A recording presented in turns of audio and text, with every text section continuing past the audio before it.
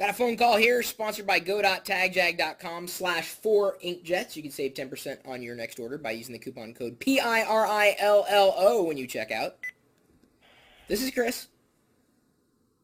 Hey Chris, it's Ryan here from the UK. Howdy.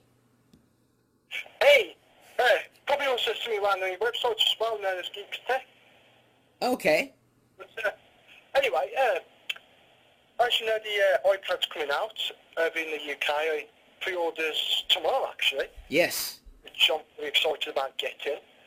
I'll be talking to a few mates as well, and they're going to get it. Well, a couple of friends said that they are going to jailbreak the device as soon as they get it.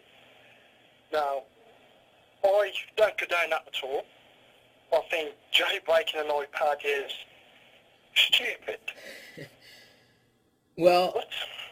you know, I've been asked on several occasions if I have jailbroken my iPhone, and the answer has always been no.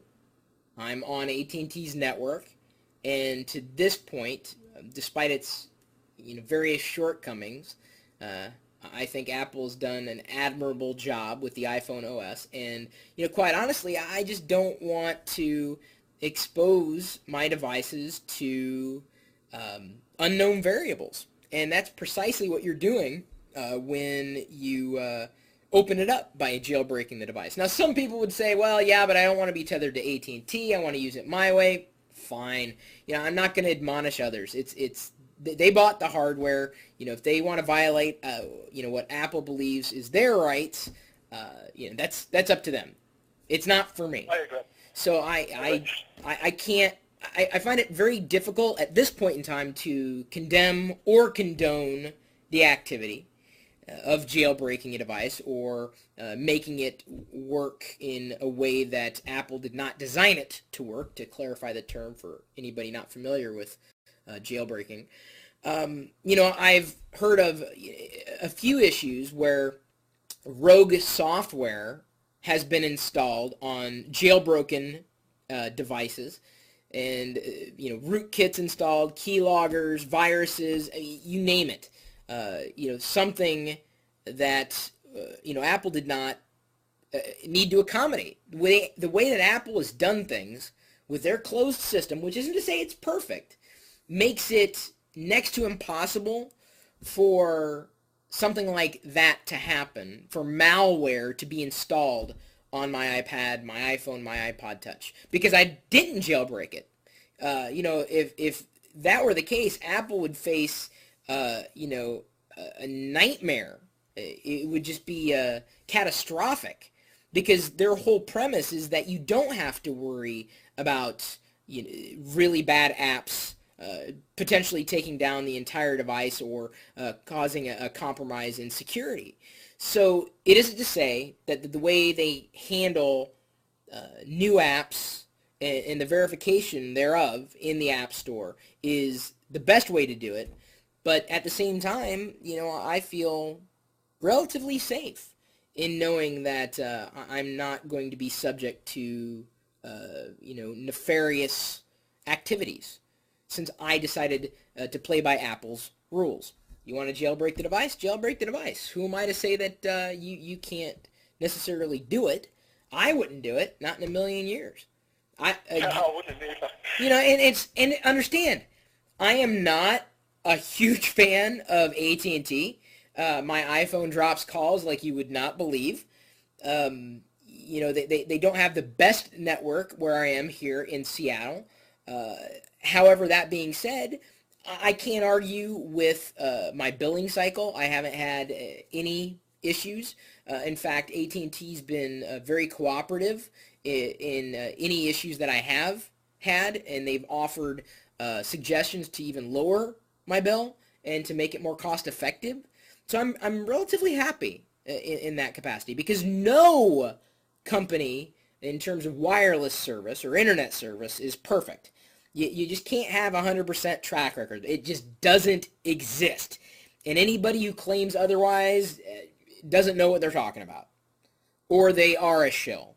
It's so. Having a closed circuit like Apple, it's a good thing. I know people that's got the iPhone that's jailbreaked it, and they've had nothing but problems. So to me, that's your fault. Right. Yeah. It's not the iPhone's fault. I mean, things for a reason. right, and understand, I lambasted Apple back when they released, I think it was iPhone OS 2.0, when they first introduced applications. I mean, it was just so unstable. It was horrible. And, you know, I was vocal about that. I recorded videos, made blog posts. Still, that doesn't stop people from thinking that, you know, I'm an Apple apologist. They forget about the times that, you know, I'm very vocal about problems. They only want to, you know, attack me, you know, at the moment where they hear something that they happen to disagree with without understanding full perspective that Apple certainly had its share of problems too. But it's the when you take matters into your own hands with code that hasn't necessarily been verified by, you know, a full-on security team, you're buying into unknown variables potentially, and you're dealing with you're dealing with life on your own terms instead of somebody else's. And while some people may not like the way Apple does things, at least in respect to the App Store, the iPhone, the iPad, the iPod Touch, fine. I have no issue with it.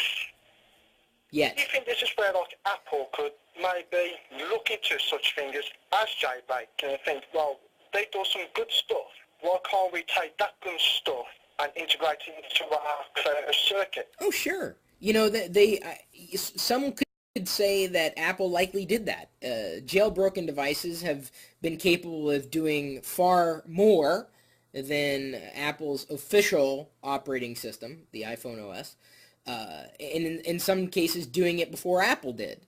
But it didn't mean that it was necessarily doing a better job at it, or that it was a perfect execution. And Apple, in just about everything that it does, specifically with software, does its best to execute